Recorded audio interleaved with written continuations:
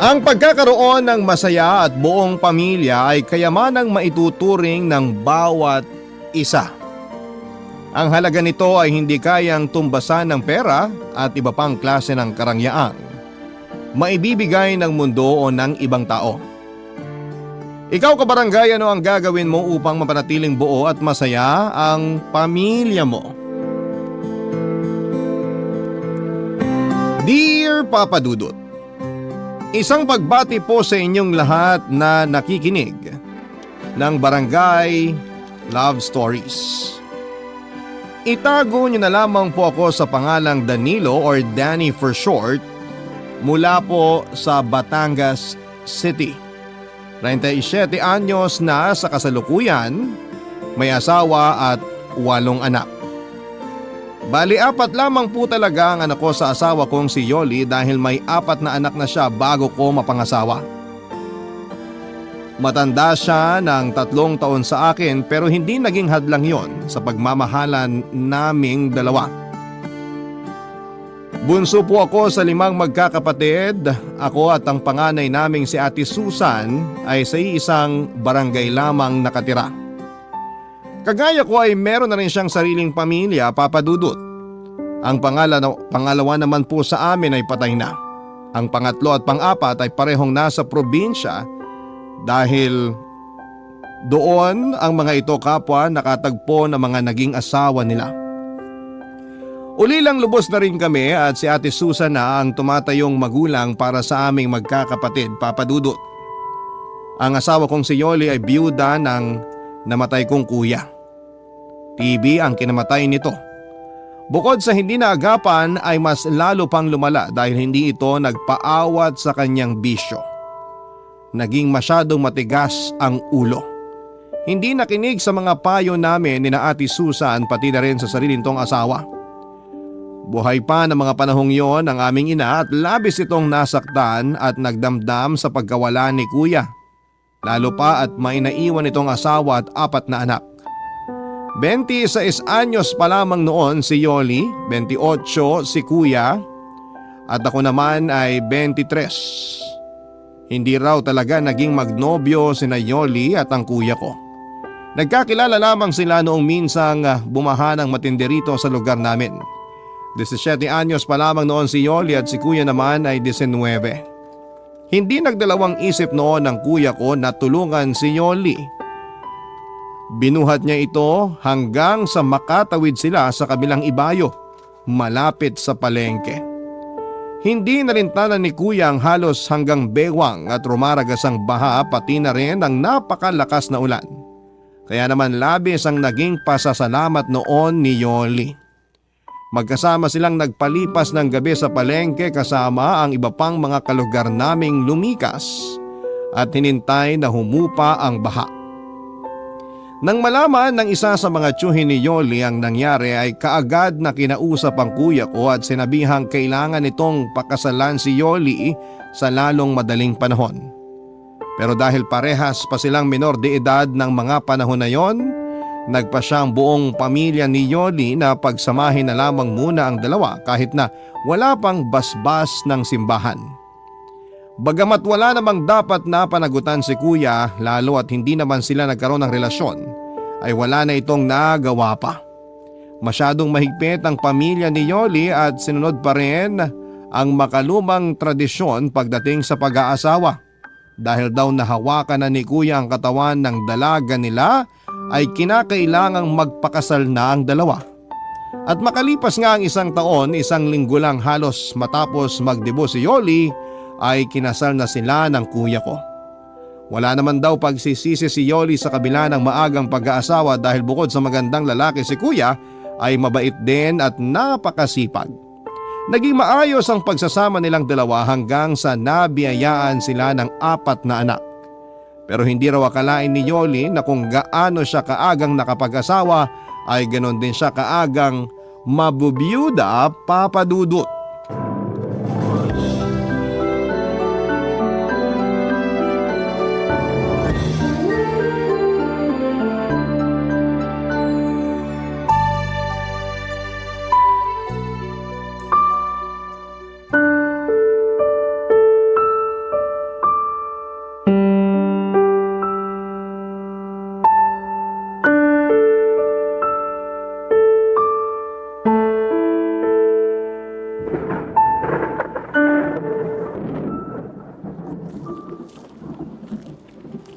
Ate Yoli, uwi na raw tayo, sabi ni Ate Susan. Baka abutan pa tayo rito ng malakas na ulan. Kanina pa nagsialisan yung mga jeep na inarkila natin. Yung ibang mga kasabay natin sa sasakyan papunta rito. Doon na sa ibang jeep sumakay kasi gusto nang makauwi. Kaya ipinasundo ka na sa akin dito ni ate. Pagod na rin kasi siya at inaantok na. Tayo-tayo lang naman ang nagpalitan sa pagbabantay kay kuya mula una hanggang huling gabi ng lamay. Dito na lang muna ako, Danny. Hindi ko pa kayang iwanan ng kuya mo eh. Hindi pa rin ako makapaniwalang wala na siya. Hindi ko alam kung kaya ko bang tanggaping patay na ang asawa ko. Naiintindihan ka namin, te. Kahit naman kami, nahihirapan ding tanggapin na wala na si kuya. Pero kailangan mong magpakatatag para sa mga anak mo. Yun na nga eh. 4 ang iniwang anak ng kuya mo sa akin. Napakabata pa nila para maulila sa ama. Paano na kaming mag-iina ngayon? Paano ko bubuhayin ang mga anak ko kung ako na lang mag-isa? Nandito pa naman kaming mga kapatid ni kuya. Nandito pa ako. Hindi ko kayo pababayaan ng mga pamangkin ko. Hindi lang dahil pinangako ko yan kay kuya bago siya mamatay. Kusang loob kong gagawin yun kasi hindi naman kayo iba sa akin. Pero may sarili ka pa ring buhay, Danny. Lalo na't binata ka pa. Hindi mo naman kailangang obligahin ang sarili mo na gawin yun. Hindi mo kailangan saluhin yung naiwang responsibilidad ng kuya mo. Hayaan mo na lang ako sa gusto kong gawin, te. Nakapagdesisyon na ako. Hindi ako aalis sa inyo lalo na ngayong wala na si kuya. Delikado kung wala kayong kasamang lalaki sa bahay. Ewan ko, Danny. Hindi ko alam kung anong iisipin at mararamdaman. Napakabilis kasi ng mga pangyayari. Parang kahapon lang masaya pa kaming nagpaplano ng kuya mo para sa pamilya namin. Para sa kinabukasan ng mga bata. Tapos ngayon, nandiyan na siya sa ilalim ng lupa. Hindi na niya masasaksihan ng paglaki ng mga anak namin. Kung bakit naman kasi napakatigas ng ulo niya eh. Sinabi ko nang tigilan na ang pag-inom at paninigarilyo pero sige pa rin. Kung nakinig lang siya sa amin ni Ate Susan, di sana buhay pa siya hanggang ngayon. Hindi na natin mababago ang mga nangyari nate. Siguradong may dahilan ng Panginoon kung bakit maagang nawala sa atin si kuya. Bilang ina, hindi ka dapat panghinaan ng loob. Kailangang mas maging matibay ka ngayon dahil 4 na bata ang umaasa sa'yo.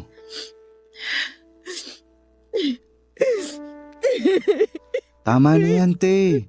Tumahan ka na. Baka pag makita kang ganyan ng mga anak mo sa jeep mamaya, mag-iyakan din yung mga yun. Lalo na yung bunso mo. Magiging maayos din ang lahat. At gaya ng sinabi ko kanina, nandito lang ako. Hindi ko kayo pababayaan ng mga pamangkin ko. Maraming salamat, Danny. Sa totoo lang, napakalaking tulong mo sa amin lalo na sa mga bata. Hindi ko tuloy alam kung paano ako makakabawi sa'yo. Ano ka ba, te? Huwag mo nang isipin yun. Sino pa ba magtutulungan lalo na sa oras ng kagipitan kundi tayong pamilya rin naman, di ba? Tara na. Kanina pa sila naghihintay sa atin.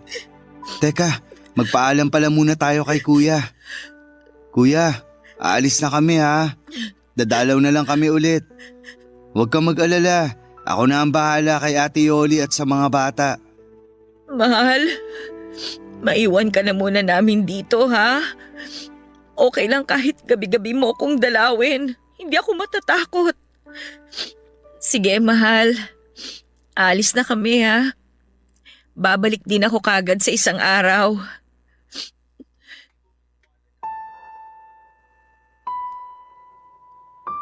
Bago ako tumira noon sa kuya ko Papa Dudut ay nagtrabaho muna ako ng ilang taon sa Rizal bilang panadero.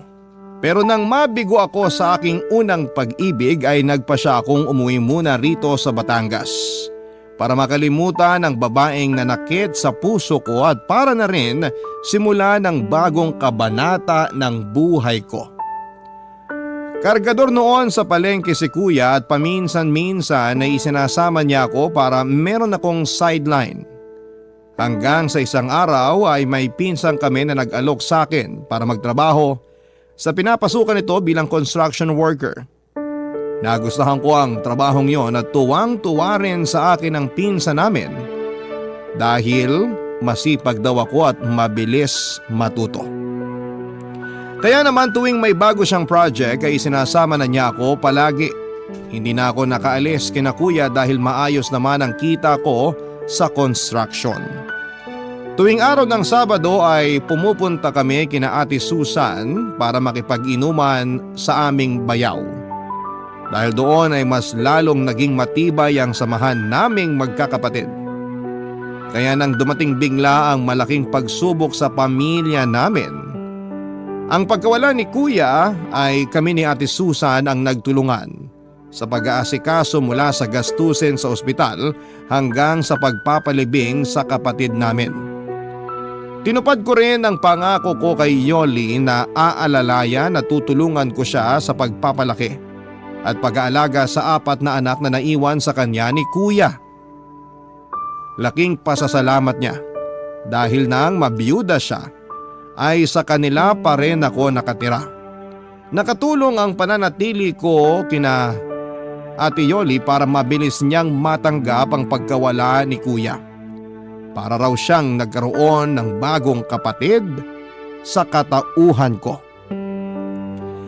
Sinikap ko namang maayos na magampanan ang obligasyon ko bilang pangalawang ama ng aking mga pamangkin. Hindi maiiwasang pagtsismisan kami ng mga tao lalo na ng aming mga kapitbahay dahil kahit pa halos tunay na magkapatid na ang turingan namin noon ni Yoli, lalaki pa rin ako at biyuda naman ang hipag ko. Nilagyan nila ng mali siya ang pagiging malapit namin sa isa't isa. Nagpasya kaming huwag na lamang pansinin ang mga naririnig naming bulong-bulungan sa paligid at ang makahulugang mga tinginan ng mga tao tuwing magkikita kami na naglalakad sa may kalsada. Pero hindi ko rin naman sila masisisi dahil kung titignan ay para talaga kaming mag-asawa noon. Parang isang masayang pamilya, Papa Dudut. Close sa akin ang mga anak ni Kuya. Tuwing umaga ay inihahatid pa ako ni Yoli palabas ng eskinita at kung minsan ay hanggang sa paradahan pa ng tricycle dahil habol ng habol sa akin ang bunso nila ni Kuya. Hanggang isang araw ng Sabado ay napilit ako ng pinsang kong sumama sa bahay ng isa naming katrabaho. Birthday daw kasi nito at naghahanda para lang sa amin. Nag-alala ako dahil alam kong hinihintay ako ni Yoli at ng mga bata lalo na at kapag ganong araw ng sahod ay palagi akong may pasalubong sa kanila. Pero dahil nga sa napasubo na ako ay sa pinuntahang birthdayan ay hindi na iwasang naparami ang inom ko noong magkasarapan na. Inihatid pa ako ng pinsan namin pauwi kina Yoli dahil lasing na lasing ako.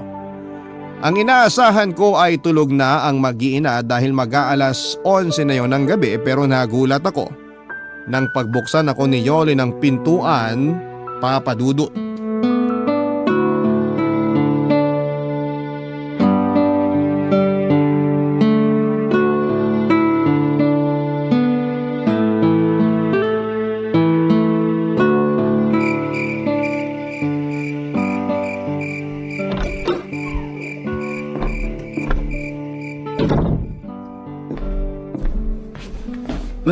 Bakit gising ka pa, Ate Yoli? Gabing-gabi na. Oo nga gabing-gabi na pero kauuwi mo lang. Hinihintay kita kaya gising pa ako. Naku, pasensya na kayo. Wala akong nabiling pasalubong ngayon. Yung mga bata, kamusta? Napuyat kaya hintay sa'yo yung mga bata lalo na si Bunso. Dati naman palagi ka maaga kahit Sabado. Saan ka ba galing? Nag-alala tuloy ako sa'yo kasi ngayon ka lang umuwi ng ganitong oras. Talaga? Nag-alala ka sa akin? Oo nga, nag-alala ako kasi akala ko kung napano ka na. Teka, hindi mo pa sinasagot yung tanong ko kung saan ka nang galing ah. Mukhang lasing na lasing ka. May hindi ka ba sinasabi sa akin? May problema ba? Naku, wala namang problema. May nag-birthday lang kaming katrabaho kaya ayun, napilit nila akong sumama at uminom. Hindi na tuloy ako nakabili ng pasalubong para sa inyo. Naku, wag mo nang isipin yung pasalubong. Ang mahalaga, nandito ka na at ligtas ka na nakauwi. Ano, kakain ka pa ba? Tinirang kita ng ulam, bopis na manok, yung paborito mo, maanghang. Wow, talaga? Sayang. Ang sarap sana ng bopis, kaya lang busog na ako, te. Maraming handa sa pinuntahan namin. Bumaha rin ng alak kaya nalasing talaga ako. Sa pulutan pa nga lang busog na ako. Lalo na sa inihaw na liempo at sabaw ng goto. Ganun ba? E di ililigpit ko na itong mga pagkain. Bukas mo na lang kainin, hindi naman ito mapapanis. Salamat sa paghintay na makauwi ako, Ate Yoli ha. Salamat din sa bopis. Kahit bukas ko pa matitikman. Alam na alam mo talaga paborito ko. Wala yon. Napakalit na bagay kumpara sa lahat ng tulong at sinakripisyo mo para sa aming mag-iina. O siya, bago pa tayo magkaiyakan dito aakit na ako. Kanina pa ako inaantok. Nilabanan ko lang kasi walang magbubukas ng pinto pagdating mo. Magpalit ka muna ng damit mo bago ka matulog ha?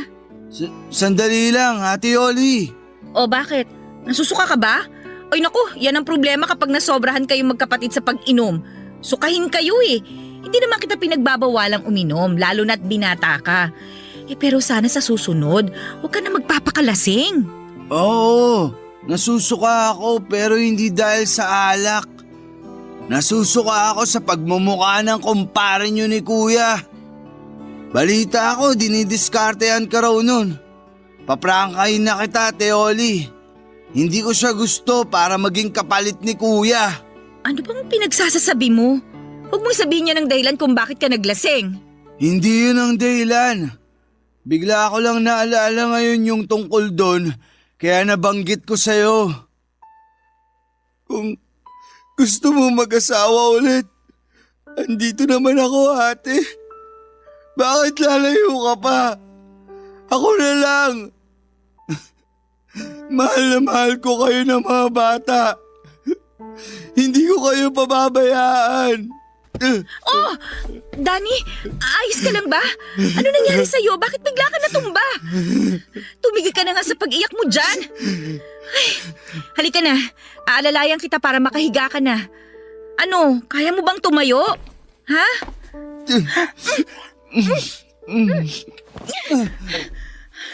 Hinalikan mo ko? Nababaliw ka na ba? Nakalimutan mo na ba kung sino ako? Asawa ko ng kuya mo, Danny. Siguro nga nababaliw na ako, ate. Nababaliw ako kasi gusto na kita. At gusto kitang maging asawa. Hindi ko alam kung kailan nagsimula ang nararamdaman ko para sa'yo. Kaya nung malaman ko na dinidiskartehan ka ng kumpare nyo, sobrang nagselos ako. Sa tingin ko hindi lang kita gusto. Mahal na yata kita. Ano pag sinasabi mo? Mali ang nararamdaman mo, ano ka ba? Kapatid lang ang tingin ko sa'yo. At saka, bakit ka ba umaarte ng ganyan sa akin? May girlfriend ka. Handa akong iwanan siya para piliin kayo ng mga pamangkin ko. Papadudot dahil sa bugso ng damdamin at dala na rin marahil ng labis na kalasingan, ay muli kong niyakap at hinalikan ang hipag ko, Papadudot. At sa pagkakataong yon ay hindi na siya tumanggi pa o nanlaban. Noong ko napagtantong pareho pala kami ng nararamdaman ni Yoli. Nang gabing yon ay inamin niyang nahuhulog na rin ang loob niya sa akin. Kagaya ko ay nagpipigil lang din pala siya ng damdamin dahil masyadong komplikado ang lahat. May girlfriend ako na umaasang pakakasalan ko at halos ilang buwan lamang ang nakalilipas mula nang mamatay ang kuya ko. Tiyak na pagpapiestahan kami lalo ng mga tsismosa naming kapitbahay. Inaalala rin namin noon ni Yoli ang magiging reaksyon ng aming mga pamilya, lalong-lalo na mga bata at si Ate Susan. Nag-usap kami ng masinsinan ni Yoli at inabot yon ng magdamag. Kahit na hindi ako nagkape ay nahimasmasan kagad ako nang malamang kong mahal niya rin pala ako. Talagang sobrang saya ko ng mga sandaling yon at pansamantala kong nakalimutan lahat ng alalahanin, pati na rin ang mga posibleng maging hadlang sa pag-iibigan naming dalawa. Walang ibang mahalaga para sa akin kundi kami lamang dalawa, Papa Dudut. Kaming dalawa lamang ni Yoli at ang nararamdaman namin para sa isa't isa. Barangay Love Stories. Barangay Love Stories. Nagkasundo kami ni Yoli na ilihim na lamang muna ang namamagitan sa amin, Papa Dudut. Bata pa noon ang mga pamangkin ko kaya walang nakahalata sa mga ito na may nagbago sa relasyon namin ng nanay nila. Kapag wala ang mga bata ay sinasamantala namin ni Yoli ang pagkakataon para pagbigyan ang init ng aming mga katawan. Kapwa naming alam na hindi pa dapat kami umabot sa ganong antas dahil wala pang isang taon mula nang mabiyuda siya pero hindi namin kinaya pang pigilan ang aming mga sarili. Maputi si Yoli, tuwid ang itim at hanggang balikat niyang buhok at medyo malaki ang mga mata. Pero bumagay naman sa hugis ng kanyang mukha. Sakto lamang din ang height niya at maganda pa rin ang hubog ng katawan kahit 4 na ang anak. Kaya hindi nakapagtatakang marami ang umaaligid noon sa kanya nang mamatay si kuya. At isa nga ako sa mga nahumaling sa alindog ng hipag ko. Aminado akong mas gwapo sa akin ang kuya ko lalo at pinaglihiraw ito ni inay kay Santo Niño. Pero nabihag din naman si Yoli ng pagiging chinito ko. Medyo may kapayatan ang aking katawan pero matangkad ako at makisig tingnan. Kulot ang aking buhok na namana naming lahat na magkakapatid sa aming ama. Hindi nalalayo sa itsura ko ang mukha ng aking mga pamangkin kaya parang talagang nagmula sila sa akin. Hanggang sa dumating na nga ang araw na kinakatakutan namin. Lalong-lalo na ni Yoli. Nakarating na sa panganay kong kapatid na si Ate Susan ng chismis tungkol sa amin ng aking hipag. Isang araw ng Sabado pag uwi ko galing trabaho ay naabutan ko si Ate Susan sa bahay. Kausap ang namumutlang si Yoli, Papa Dudut.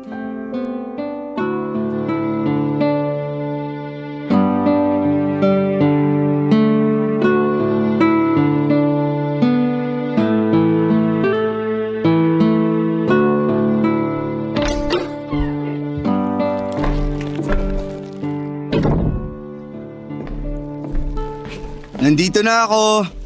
Oh, nakauwi ka na. Buti maaga ka. Oo nga. Oh, Ate Susan, nandito ko pala sa bahay. Ba't talagang tatay na tatay na ang dating mo ngayon, Danilo, no? Huwag mo pa rin kalimutang anak sila ng kuya mong namatay at yuhin ka lang nila. Ate Susan naman, syempre alam ko yun. At hindi ko yun makakalimutan. Teka, bakit parang masyado yatang mainit ang ulo mo, te? Oh, heto. Kain ka nito mga dala kong tinapay at ititimpla rin kita ng kape kung gusto mo para may panulak. O baka mas gusto mo mag soft drinks ngayon. Yun na nga lang siguro para naman lumamig ang ulo mo. Tagal mong hindi nagawi rito sa bahay tapos mukhang mauuwi pa yata sa tampuan tong pag-uusap natin. Napaka-busy kong tao, alam mo yan. Kaya hindi ako nagpunta lang dito para makipagdaldalan. Ang dahilan kaya ako napasadya dito, bukod sa namimiss kong mga pamangkin ko, gusto ko rin kayong kausapin ng masinsinan ni Yoli. Tungkol naman saan, ate? Hindi na ako magpapaligoy-ligoy pa. May mga naririnig akong usap-usapan sa labas na may relasyon daw kayong dalawa. Totoo ba? Ate, para ka namang pinanganak kahapon. Ganyan naman talaga ang sistema rito sa atin. Hindi ka pa nasanay. Kung ano-anong chismis ang ikinakalat dito sa lugar ng mga taong walang magawa sa buhay. Siguraduhin mo lang na nagsasabi ka ng totoo. Dahil hindi ako nakikipagbiruan sa inyo. Muntik pa ako mapaaway sa palengke nung isang araw dahil pinagtatanggol ko kayo. Kaya wag niyo akong pinaglululokong dalawa, ha? Ikaw, Yoli. Hindi mo pa sinasagot ang tanong ko kanina bago dumating tong si Danilo. Totoo bang may namamagitan sa inyong dalawa? Ha? Ate Susan? Sinagot ko na ang tanong mo, ate. Hindi totoo ang mga narinig mong chismis. Huwag mong sabihing mas naniniwala ka sa kanila kaysa sa akin na kapatid mo. Huwag mo akong pinagtataasan ng boses, ha? Tsaka manahimik ka. Si Yoli ang tinatanong ko. Ano, Yoli? Magtapat ka sa aking babae ka? Ano? Totoo ba? Pumatol ka nga ba sa kapatid ng asawa mo? Ate Susan, hindi po namin sinasadya ni Danny.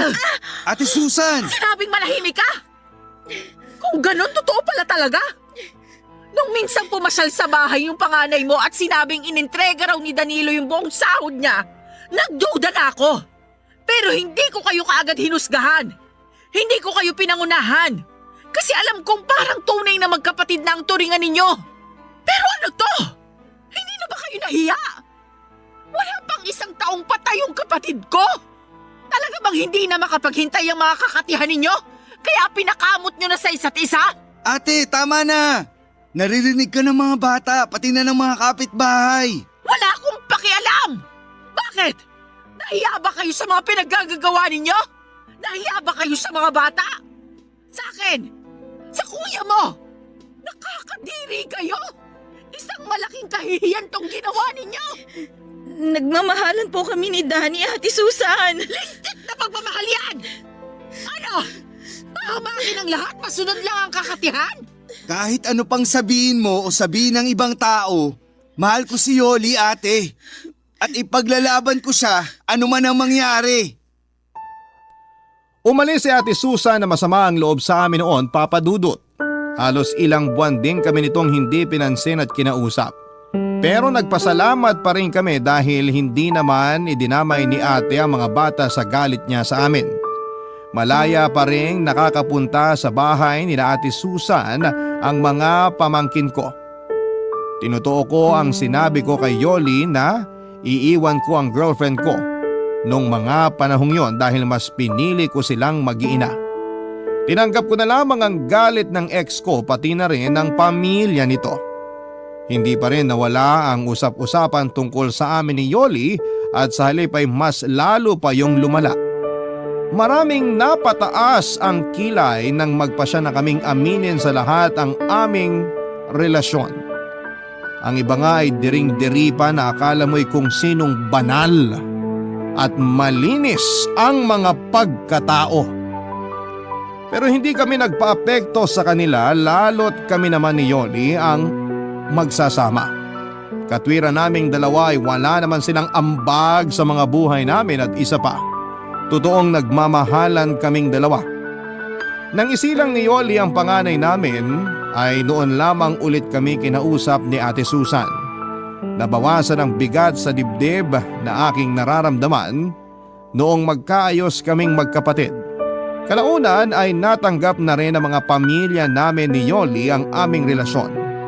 Naging maayos at masaya ang unang taon ng aming pagsasama. Naging napakasaya ko sa piling niya at Papa Dudut,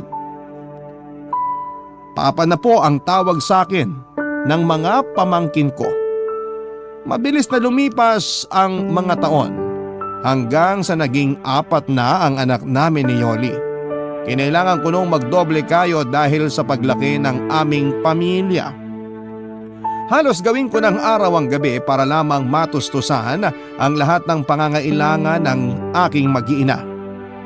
Pero kung kailan nagsisipag-aral na ang mga pamangkin ko ay saka naman ako natutong bumarkada at magbisyo noon, Papa Dudut.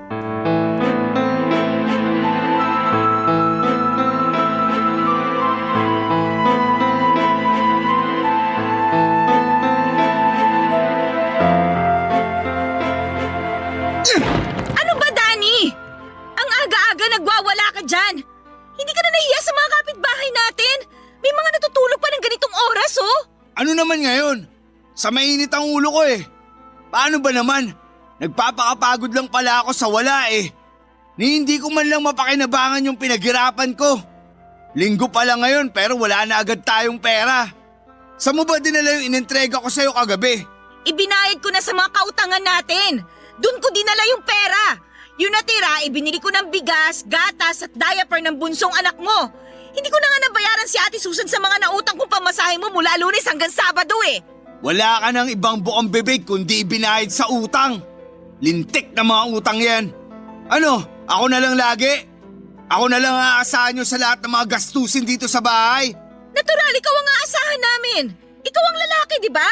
Ikaw ang padre di pamilya. 4 na ang anak natin at ilang taon na lang may estudyante ka na. Sabay-sabay na mag-aaral ang mga bata. Tapos sinasamahan mo pa ng bisyo, kakarampot na nga lang ang kinikita mo. Kulang pa nga yung sahod mo sa'yo kung tutuusin.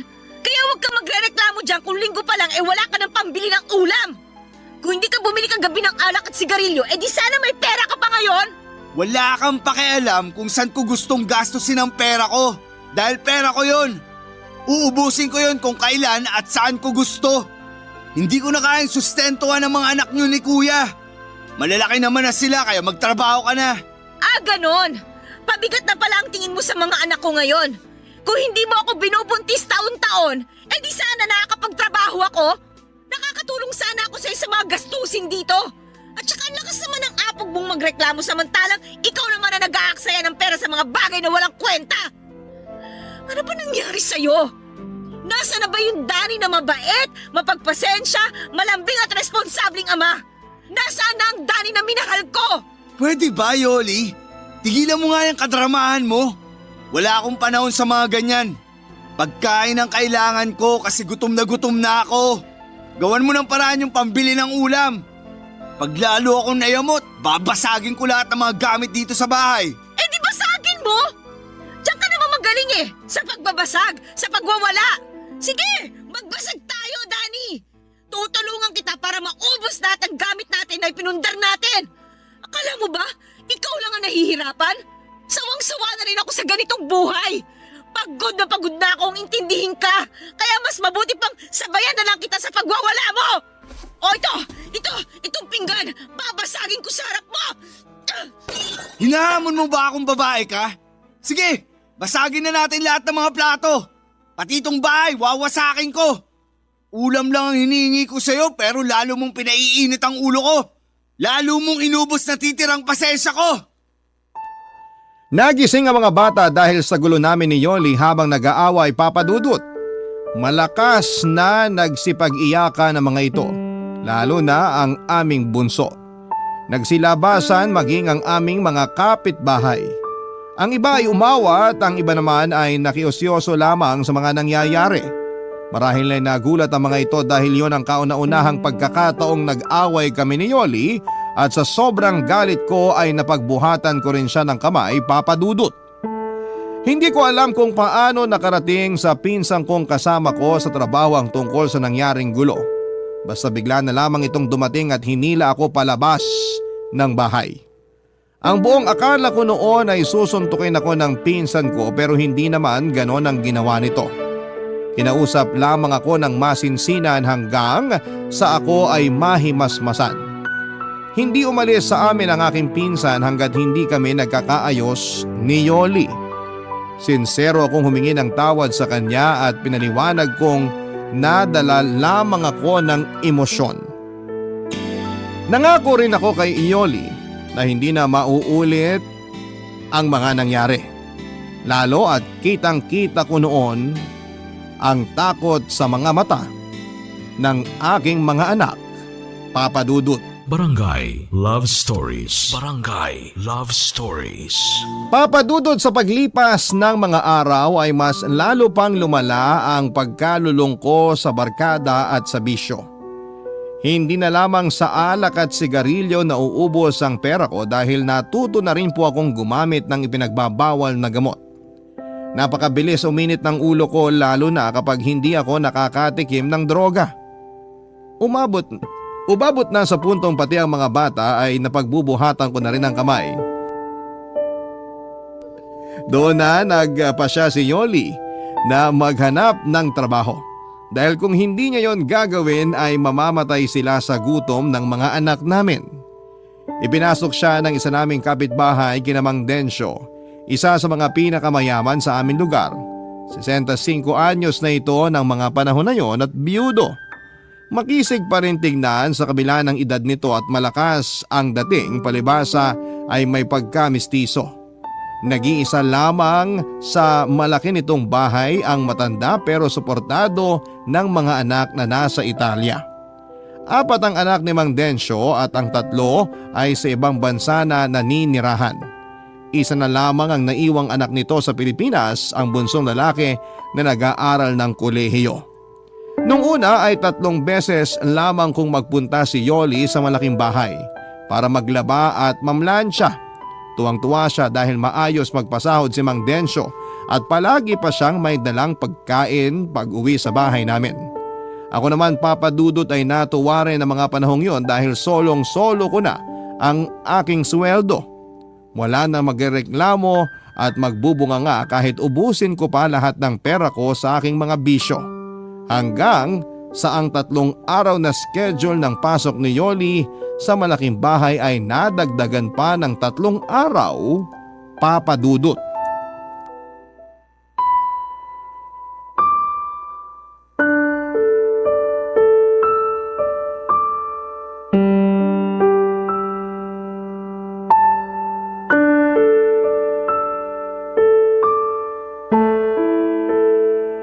Oh, ayan ka na naman, Yoli. Hindi ba't napag-usapan na natin to? Oo, pero parang hindi ko kayang gawin eh. Hindi ko kayang pagtaksilan si Danny, Densyo. Sa una ka lang naman makokonsensya. Kapag tumagal masasanay ka na rin. Kahit naman may edad na ako, malakas pa ang tuhod ko. Maniwala ka, Yoli. Kayang-kaya pa kitang paligayahin. Baka nga ako pa ang kauna-una ang makapagdala sa'yo sa tinatawag na ikapitong langit. Pero Densyo, mahal ko si Danny. Ano pang mukhang ihaharap ko sa kanya at sa mga anak namin pagkatapos nito? Hindi naman niya malalaman. Walang makakaalam. Sikreto lang nating tong dalawa, syempre. Bakit? Sasabi mo ba sa kanya na may relasyon tayo? Ikukwento mo ba kay Danny ang mga gagawin natin dito sa loob ng motel? Oh, syempre hindi. Bakit ko naman ikukwento yung tungkol sa atin? Hindi pa ako nasisiraan ng ulo para gawin yun, ano? Yun naman pala Eh di wala nang dapat problemahin pa. Alam mo, kung ako sa'yo, relax ka lang. Hindi naman ako nangangagat. Hindi rin ako nananakit. Kahit matagal na akong takam at gigil na maangkin ka, hindi naman kita pupuwersahin. Matagal mo na palang pinag-iisipan to? Oo, Yoli. Matagal na kitang gusto. Hindi ka pa nabubiyuda noon napapansin na kita. Dapat nga liligawan kita kaya lang naunahan ako ng bayaw mo. Mas bagay sana tayo kasi biyudo ko tapos biyuda ka naman. Maganda sana ang kombinasyon nating dalawa. Hindi ko alam kung anong sasabihin ko. Wala ka namang dapat sabihin. Ang totoo niyan, may isa akong inutusang tao para subaybayan ka. Ganoon kita kagusto. Kaya nung malaman kong problemado ka kay Danny, lalo na sa pera, sinabi ko sa tao ko na alokin kang pumasok sa akin bilang labandera. Kung ganun, pinlano mo lahat ito, Densyo? Oo, at wala akong pinagsisisihan sa mga ginawa ko. Dahil bukod sa natutulungan kita, palagi pa kita nakikita at nakakasama sa bahay. Parang asawa na rin ang tingin ko sa'yo. Ikaw kasi ang nag-aasikaso ng lahat sa bahay at ng mga pangangailangan ko. Totoo ba talaga ang mga sinabi mo, Densyo? Oo, Yoli. Totoo lahat ng mga sinabi ko. Kung pwede nga lang kitang pilitin na sumama na lang sa akin. Ang laki ng bahay ko at mag-isa lang ako ron. Pwede kang tumira sa akin kahit isama mo pa ang mga anak mo. Kapag nakapagtapos na ng kolehiyo ang bunso ko, lilipad na siya pa Italia. Napetisyon na siya ng mga kapatid niya ron. May iwan na talaga ako mag-isa sa bahay. Malungkot mag-isa. Hindi pwede. Hindi ko iiwan si Danny para tumira sa bahay mo kahit gaano pa yung kalaki. Kahit gaano ka pa kayaman. Alam ko naman yun. Kaya nga kontento na ako na nakikita kita araw-araw. Mabuti na lang talaga at pumayag ka magtrabaho sa bahay ng 6 na araw sa loob ng 1 linggo. Alam mo ba, lagi kong pinagpapantasya na may nangyayari sa ating dalawa sa kama ng guest room ko. Madalas tuwing naghahanda ka ng pagkain sa kusina, doon tayo sa may lababo. O kaya sa sopa, sa lahat ng sulok ng bahay. Iniisip ko itsura mo habang pinaliligaya kita at pinaliligaya mo ko. Densyo! Pero dahil ginagalang kita, ay nagpigil ako. Matinding pagpipigil sa sarili ang ginawa ko. Alam mo ba yon? Kaya nang pumayag ka mag-motel tayo ngayon, halos mapatalon ako sa sobrang kaligayahan. Sa wakas, mapapasaking ka na rin. Matutupad na ngayon ang lahat ng mga pantasya ko noon. Ang bango mo talaga. At ang sexy mo rin sa suot mo ngayon. Lalo ko nang gigigil sa'yo. Sandali lang, Densyo. Tumatakbo ang oras. Sayang naman kung mauubos lang sa kwentuhan natin, di ba? Pwede naman nating ituloy yung pag-uusap natin mamaya pagkatapos nating paligayahin ang isa't isa. Alam mo ba na pinagandaan ko talaga ang araw na to sa sobrang kasabikan ko? Anong ibig mong sabihin? Meron akong ininom kanina sa bahay. Alam mo na, pampatibay ng resistensya. Pampalakas ng tuhod. Alam ko kasing mapapalaban ako ng matindi ngayon, kaya dapat hindi ako mapahiya sa'yo. Ay naku, ano naman yung ininom mo? Baka kumapano ka niyan. Sana nagbalot ka na lang. Pampalakas din naman yun ng tuhod eh. Mas mabisa sa balot yung ininom ko, kaya ihanda mo ng sarili mo, Yoli. Tiniti ako sa yung hindi mo malilimutan ang gabing to.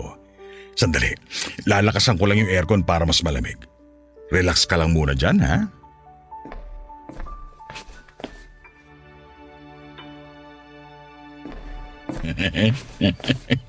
Ayan, mas malamig na. Okay na ba sa'yo ang ganyang lamig? Okay na sa akin. Okay. Ano, sisimulan na ba natin? Kanina lang, kabang-kaba ka na, tapos umiiyak ka pa. Pero ngayon, parang ikaw pa tong masabi kesa sa akin. Iba ka talaga, Yoli. Halika na, humiga ka na sa kama. O baka gusto mo, ako munang hihiga at ikaw munang... Densyo? Okay ka lang ba? Hindi ako makahinga, Yoli. Bakit? Ano nangyayari sa'yo? Ay! Densyo! Densyo! Tulong! Tulungan niyo kami! Tulong! Densyo! Papadudot dahil sa labis na pagkataranta sa mga nangyari kay Mang Densyo ay nakalimutan na ni Yoli kung nasaan sila ng mga oras na yon. Nagsisigaw siya para humingi ng tulong at kaagad namang may sumaklolo sa kanya na staff ng nasabing motel at inalalayan si Yoli palabas ng kwartong kinuha nila ng kabit niyang matanda.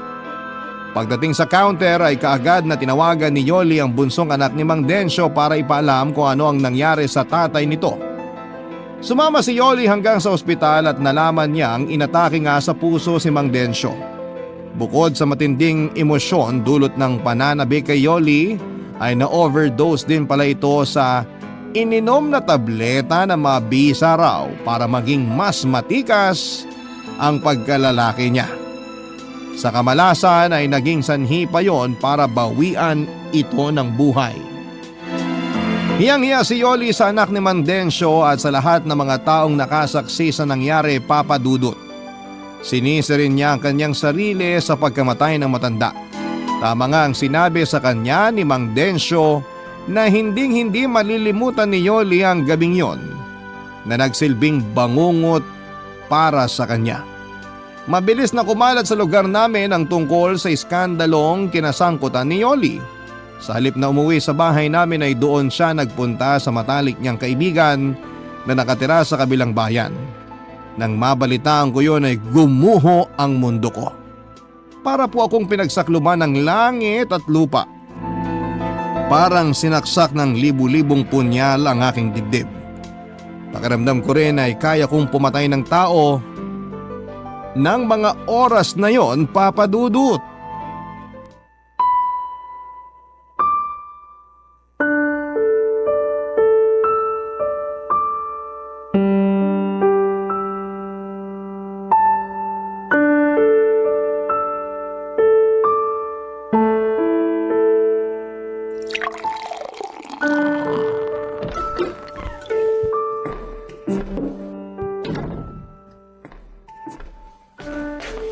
Magaling! Napakagaling! Wala na nga kayong malamon. Nagagawa mo pang lumaklak ng alak, Danilo. Tinamaan ka talaga ng lintik, ano? Naku! Andito na naman pala ang ate kong bungangera at pakialamera. Ano? Masaya ka na ngayon? Wala na si Yoli. Hindi na umuwi rito mula nung matigok sa motel yung kabit niyang matanda. Sira na ang pamilya namin. Masaya ka na ba, ha, Ate Susan? Masaya na ba kayo? At ano naman ang dapat kong ikasaya sa nangyari, Aber? Hoy, ang kapal naman ang mukha mong pagsalitaan ako ng ganyan. Eh bakit? Nasasaktan ka? Kasi totoo. Kung di ko pa alam, ayaw nyo naman talaga sa relasyon namin ni Yoli. Nagkukunwari lang kayong tanggap nyo na kami pero ang totoo, hinihintay nyo lang na magkasira kami at tuluyan ng maghiwalay. Hoy Danilo! Dahan-dahan ka sa pananalita mo ha? Oo, totoong ayaw ko sa relasyon ninyo ni Yoli noon. At nasasaktan ako sa nakikita kong sitwasyon mo ngayon. Ate, hindi ako makapaniwala. Nagawa kong iputan ni Yoli sa ulo. Naging tapat ako sa kanya. Iniwan ko yung dating girlfriend ko para piliin siya at ang mga pamangkin ko. Ang sakit eh. Para akong mamamatay sa sakit. Ay naku Danilo! Tumahang ka na! Ano ba kasi itong pinasok mo? Alam ko namang napakalaki ng pagkukulang ko sa mag-iina ko, ate. Napabayaan ko sila na mapabarkada ako at natutong magbisyo. Pero sapat na dahilan ba yun para lukuhin ako at pagtakasilan ni Yoli? Para sumama siya sa matandang amo niya at magbiglang liko? Hindi kita masasagot dyan. Wala ako sa posisyon ni Yoli.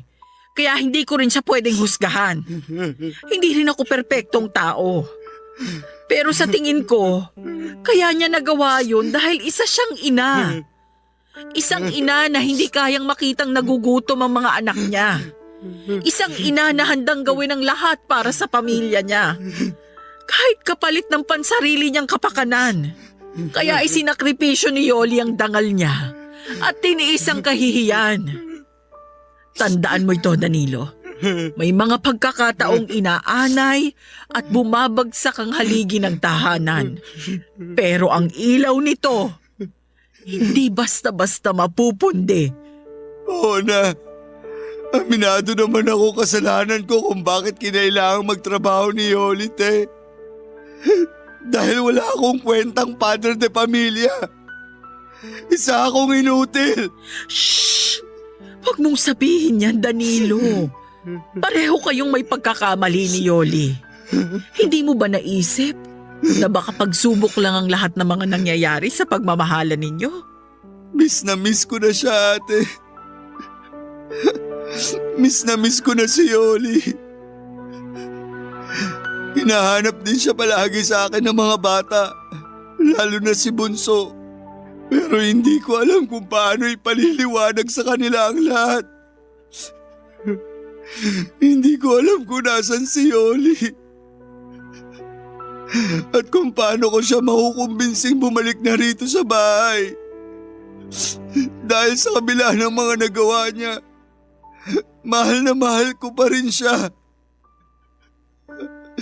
At hindi ko kayang mabuhay nang wala siya, ate. Kailangang mag-usap kayo ng masinsinan ni Yoli. Hayaan mo. Titignan ko kung anong magagawa ko. Ay, sana naman, Danilo. Kapag nahanap ko si Yoli, kapag nakabalik na siya rito, ayusin niyo na ang pagsasama ninyo. Ang pamilya ninyo. Lalo na't nagsisilakihan ng mga pamangkin ko. Magsimula kayong muli. Magbago ka na at bumalik ka na sa dating ikaw, Danilo. Oo, ate. Makakaasa kang susundin ko ang lahat ng mga payo mo. Maraming salamat sa lahat, eh. Salamat dahil kahit naligaw ako ng landas, andyan ka pa rin para damain ako at akahin pabalik sa tamang daan. Kapatid kita, Danilo. Ano man ang mangyari, pamilya tayo. Kaya sana, kapag nagkaayos kayo ni Yoli, ang Panginoon na ang gawin yung sentro ng inyong buhay at pagsasama. Papadudot pagkatapos ng pag-uusap naming yon ni Ate Susan ay saka pa lamang ako natauhan. Pakiramdam ko ay nawala bigla ang aking kalasingan. Iniligpit ko lahat ng kalat sa mesa at nilapitan ng 8 bata na noon ay mahimbing nang natutulog. Umupo ako sa isang sulok ng higaan at tinitigan sila. Hindi ko napigilang mapaluha noong maalala ko ang pangako ko noon kay Yoli at sa namayapa kong kuya na aalagaan ko silang mag-ina at hindi ko pababayaan. Labis kong pinagsisihan ang lahat ng nagawa kong mga pagkakamali at nangako sa sarili na gagawin ko ang lahat para mabuong muli ang pamilya namin ni Yoli. At sa tulong nga ni Ate Susan pati na ng iba pa naming kamag-anakan ay nahanap ko si Yoli. Nag-usap kami ng masinsinan, Papa Dudut. Umiyak siya habang humihingi ng tawad sa akin dahil sa naging karupukan niya sa tukso. Lumuluha rin ako habang sinasabi sa kanyang pinapatawad ko na siya at sana ay mapatawad na rin niya ako. Nagkaayos kami at nagkaunawaang muli ang aming mga puso. Nagtiwala siya sa pangako kong magbabago na ako at kakalimutan ang mga barkada maging ang lahat ng aking mga bisyo. Noong umuwi ako sa bahay kasama si Yoli ay halos mag-unahan ang mga bata sa pagsalubong sa kanilang ina. Natapos ang tagpong yon sa mahigpit na pagyayakapan naming pamilya habang nag-iiyakan. Ngayon, Papa Dudut, ay kasal na kami ni Yoli at magkatulong sa paghahanap buhay para matustusan ang pag-aaral at iba pang mga pangangailangan ng 8 naming mga anak. Kagaya ng payo sa akin ni Ate Susan ay ginawa naming sentro ng aming buhay ang pagmamahalan at ang Panginoon. Ang 6 na araw na para sa pagtatrabaho ay nakalaan para sa aming hanap buhay at ang linggo naman ay para sa aming pamilya. Kinalimutan na po namin ang mga hindi magandang nangyari sa nakaraan. Sa hirap at ginhawa ay magkasama naming haharapin ang mga pagsubok, Papa Dudut.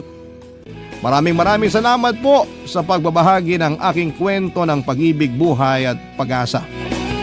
More power po sa Barangay Love Stories at sa Barangay LS. Ang inyong forever kapuso at ka-barangay, Danny. Nagustuhan ng iyong napakinggan? Ituloy yan via live stream sa www.gmanetwork.com/radio. Barangay LS 97.1 Forever